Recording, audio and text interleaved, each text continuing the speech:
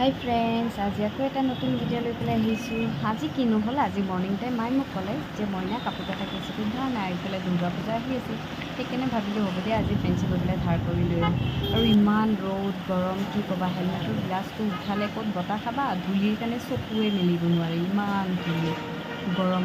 আৰু এইফালে বতৰটোচোন গৈ পেলাই চাওঁ ইমান ডাৱৰীয়া হৈ আছে, বতাহ দি আছে, ইমান ধুনীয়া। মই চব বাচিলোঁ দিয়া, নহ'লে অহা যোৱা টাইমতে হালত বেয়া হৈ যায় ফেঞ্চিৰ পৰা, ইমান গৰম, তাতে ট্ৰাফিক জাম।